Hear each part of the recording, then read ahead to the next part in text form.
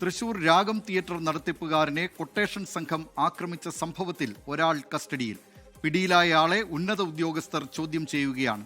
Quotation സംഘവും പിടിയിലായെന്ന് സൂചനയുണ്ട്. വിവരങ്ങളുമായി സൂരജ് സജ്ജി ചേരുന്നു. സൂരജ്, എന്തൊക്കെയാണ് ഈ വാർത്തയുടെ വിശദാംശങ്ങൾ? ദിലീപ് കുമാർ, ഇന്നലെ രാത്രി 10 മണിയോടുകൂടിയാണ് തൃശ്ശൂരിലെ ഏറ്റവും പഴക്കം ചെന്ന തിയേറ്റർ രാഗം തിയേറ്ററിന്റെ നടത്തിപ്പുകാരനായിട്ടുള്ള സുനിലിനെ കൊട്ടേഷൻ സംഘം വീടിന് മുന്നിൽ വെച്ച് ആക്രമിക്കുന്നത്. സുനിലിനും അതോടൊപ്പം തന്നെ ഒപ്പമുണ്ടായിരുന്ന ഡ്രൈവർക്കും പരിക്കേറ്റിരുന്നു. സുനിലിന്റെ കാലിനും ഡ്രൈവറുമാണ് പരിക്കേറ്റിരുന്നത്. 3 അംഗ കൊട്ടേഷൻ സംഘമായിരുന്നു ഈ വീടിന് മുന്നിൽ ഇവരെ ആക്രമിച്ചത്. CCTV ദൃശ്യങ്ങളടക്കം പുറത്തു വന്ന പശ്ചാത്തലത്തിൽ ഈ ദൃശ്യങ്ങൾ കേന്ദ്രീകരിച്ചുകൊണ്ട് നടത്തിയ അന്വേഷണത്തിലാണ് ഇപ്പോൾ ഒരാൾ പോലീസിന്റെ കസ്റ്റഡിയിലായിരിക്കുന്നത്.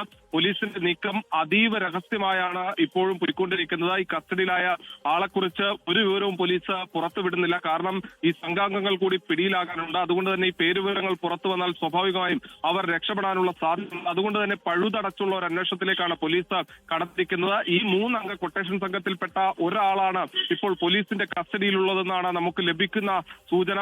ഉന്നത പോലീസ് ഉദ്യോഗസ്ഥരടക്കം ഇപ്പോൾ തൃശൂർ മെഡിക്കൽ കോളേജ് പോലീസ് സ്റ്റേഷനിലെത്തി ഇയാളെ ചോദ്യം ചെയ്തു വരികയാണ്.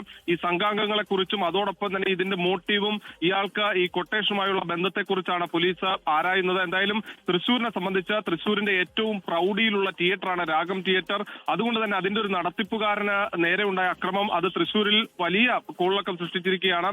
അതും വീടിന് മുന്നിലാണ് ഇത്തരത്തിലൊരു കൊട്ടേഷൻ സംഘത്തിന്റെ ആക്രമണം ഉണ്ടായത്. പോലീസ് ആകട്ടെ അത് ആ മുഖവിലക്ക് തന്നെ എടുത്തുകൊണ്ട്, ആ ഗൗരവത്തെ എടുത്തുകൊണ്ടുള്ള ഒരു അന്വേഷണമാണ് നടത്തുന്നത്. എന്തായാലും ഈ കേസിൽ ഒരാൾ ഇപ്പോൾ കസ്റ്റഡിയിലായിരിക്കുന്നു. ബാക്കി സംഘാംഗങ്ങൾക്ക് വേണ്ടിയുള്ള അന്വേഷണം ഊർജിതമായി തുടരുകയുമാണ്. ദിലീപ് കുമാർ.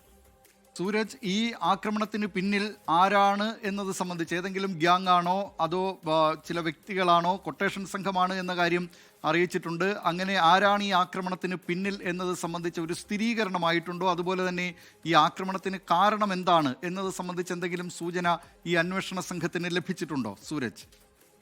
ദിലീപ് കുമാർ, ഇത് സംബന്ധിച്ച 2 പേരുടെ പേരുകൾ നിലവിൽ ഈ ആക്രമണം നേരിട്ട സുനിൽകുമാർ നൽകിയിട്ടുണ്ട്. തന്റെ ശത്രുക്കളിൽ പ്രധാനിയായ 2 പേരുടെ പേരുകളാണ് നൽകിയിരിക്കുന്നത്. പക്ഷേ അവരുടെ ബാക്ക്ഗ്രൗണ്ടും പോലീസ് പരിശോധിക്കുന്നുണ്ട്. ഇതിൽ പോലീസ് കണ്ടെത്തിയിരിക്കുന്ന ഒരു നിർണായക കണ്ടെത്തൽ ഈ വെട്ടി പരിക്കേൽപ്പിക്കുക എന്നതല്ല ഈ സംഘം ലക്ഷ്യം വെച്ചത്. പകരം സുനിലിനെ കൊലപ്പെടുത്തുക തന്നെയായിരുന്നുവെന്ന് പോലീസ് അടിവരയിടുന്നുണ്ട്. അതായത് ഇന്നലെ ഈ സംഘത്തിന് മുന്നിൽ ഈ വടിവാൾ ഉപയോഗിച്ച് വെട്ടുക മാത്രമല്ല, അതിനപ്പുറത്തേക്ക് ഒരു ഗ്യാസ് സ്പ്രേ ബോട്ടിൽ ഈ സംഘങ്ങളുടെ കയ്യിലുണ്ടായിരുന്നു. ആ ഗ്യാസ് സ്പ്രേ പ്രയോഗിക്കുന്ന സമയത്ത് അതിൽ നിന്നൊരു സ്പാർക്ക് ഉണ്ടാകുകയും തീ ആളിക്കത്തുന്ന രീതിയിലുള്ള ഒരു മിനി ഗ്യാസ് സ്പ്രേ ആയിരുന്നു ഇവരുടെ കയ്യിലുണ്ടായിരുന്നത്. അത് ഈ കാറിന്റെ ചില്ല് തകർത്തതിന് ശേഷം ഈ സുനിൽകുമാറിന് നേരെ പ്രയോഗിച്ചു. പക്ഷെ ആ സമയത്ത് സുനിൽകുമാർ കാലുപയോഗിച്ച് ആ സ്പ്രേ ബോട്ടിൽ തട്ടിത്തെറിപ്പിച്ചതോടുകൂടിയാണ് ആ ശ്രമം പാളിയത്.